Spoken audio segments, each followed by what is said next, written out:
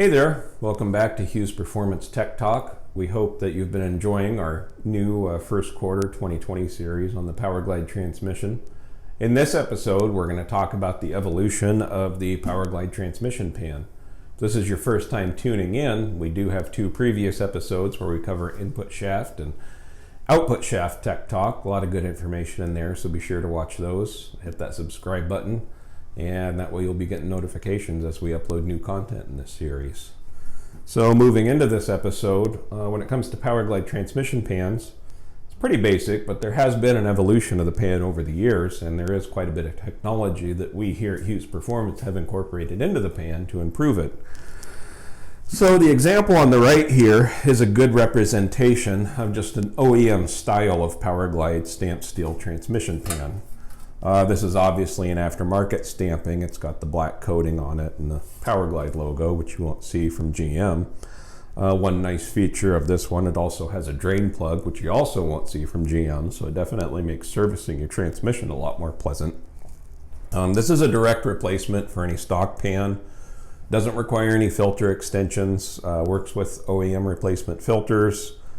If you need a replacement pan, you can just bolt it on and go. We use this pan on pretty much all of our entry-level basic Powerglides, up to about the 650 horsepower range. When you get into our higher horsepower units, that's where we move into the cast aluminum pans that come automatically equipped on those units and are available as an upgrade on our lower horsepower units if you prefer the cast aluminum design.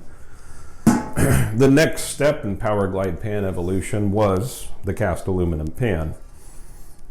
And what you'll immediately notice that's different about this pan is it's quite a bit deeper than the original depth of the steel pan. This pan was designed to hold 2 more quarts of fluid. The advantage of that, especially in a drag racing application, the extra fluid capacity helps increase the cooling capacity of the transmission. It also helps ensure that the pump and the converter have a fresh charge of oil available at all times. In some extreme high RPM applications, it could theoretically be possible to pull this pan dry. So the extra 2 quarts of fluid and the extra depth here help ensures that that never happens. Some other nice features that the aluminum pan offers you: you get quite a bit thicker sealing rail, so less potential for leaks at the transmission gasket.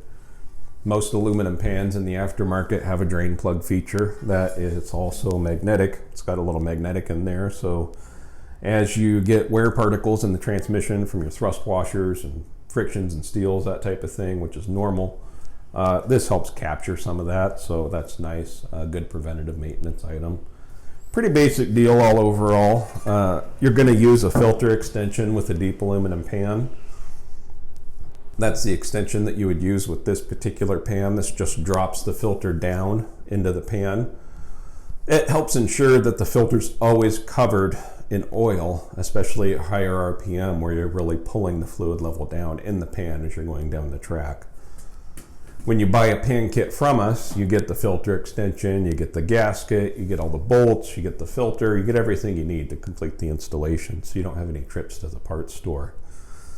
And the third step in Powerglide pan evolution, at least here at Hughes Performance, the one that I'm really excited about, is our latest and greatest cast aluminum pan, which we developed a couple years ago and have since superseded to be the only aluminum pan we offer in our product line.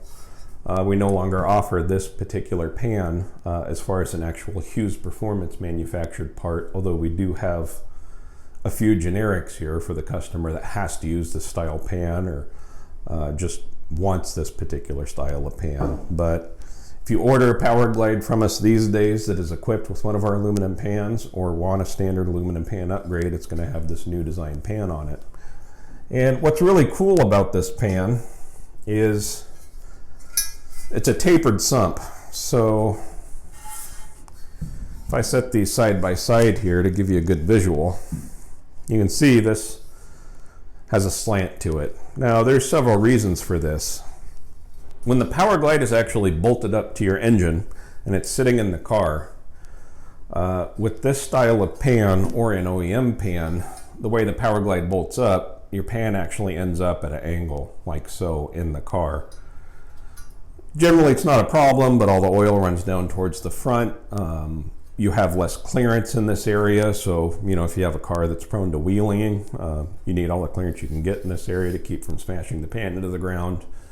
And it can look kind of goofy, not that that really matters, but this tapered pan ends up sitting in the chassis straight, level with the ground, because of the nature of the angle of the transmission when it's bolted to the engine. So that ensures that all your oil's staying here towards the back of the pan, especially on acceleration. You have more consistent ground clearance here at the front of the pan, and it's just a more aesthetically pleasing design. The other thing that we incorporated into this tapered sump pan is a built-in anti-slosh baffle. Some may refer to this as a windage tray. The sump really isn't exposed to much of the rotating components of the Powerglide, so this really technically isn't a windage tray, although it's not necessarily wrong to call it that. Its really main purpose is to control fluid slosh in the pan. So as your vehicle is accelerating and pulling high G-force and the oil is rushing towards the back, this anti-slosh baffle helps keep that oil from climbing the rear wall of the pan, helps make sure that your filter stays constantly covered in all that sump oil. This is a bolt-in piece. It's included with this pan when you order one of our pan kits, along with all the hardware. Again, it's a complete kit with everything you need to install it. You'll notice that it's got a little bit bigger hole here for the drain plug.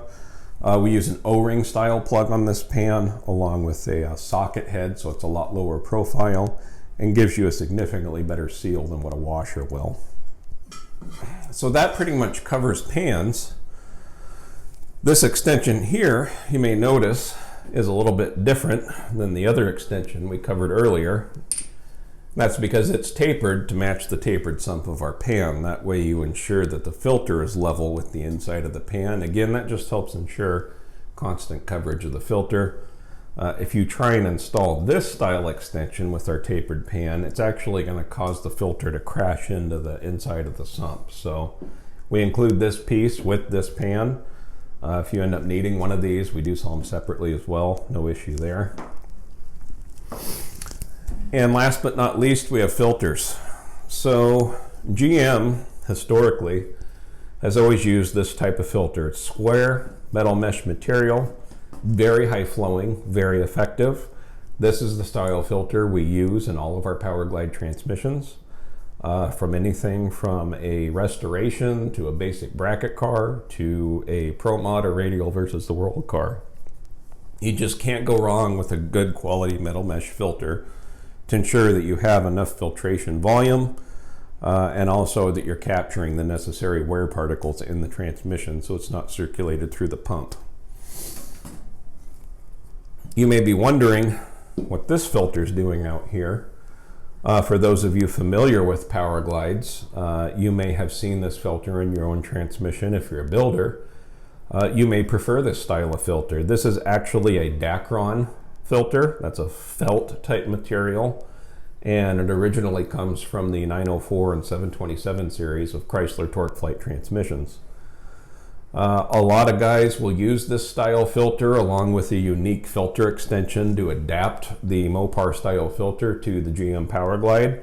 That's been commonplace in the industry for many years. There are still some big name builders out there that use this style of filtration. Some will argue that this is better. It definitely is a finer filtration media than the screen type, so it will remove more debris. But that being said, it comes with a trade-off that it's more restrictive. And what we've observed in our own testing and our own data, in some combinations, this filter can actually restrict fluid flow to the pump and the converter enough that it can cause pump and converter cavitation. That's a bad thing. Anytime you're cavitating the pump, cavitating the converter, you're aerating the fluid, you're turning it foamy.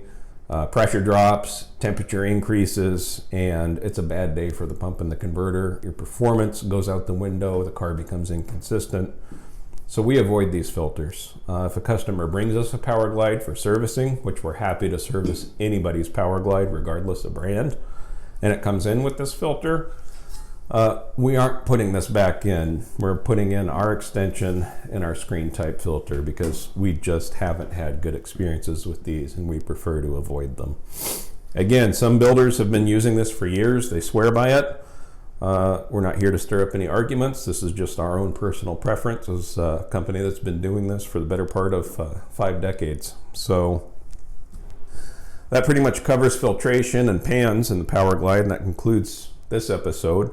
We appreciate you watching. We'd love to hear your questions, your comments in the comment section below. We'll be on there interacting with you. Hit us up on Facebook and Instagram. We've got daily content going up there. You can find us on the internet at HughesPerformance.com. We have a contact form and a tech card that you can fill out online and submit to us with your questions, or if you want a quote. You can also reach us at 1-800-274-RACE. That's RACE. We can't tell you how much we appreciate you watching. Do us a favor, hit the subscribe button, like and share our videos, and be sure to tune in for episode 4. Thank you.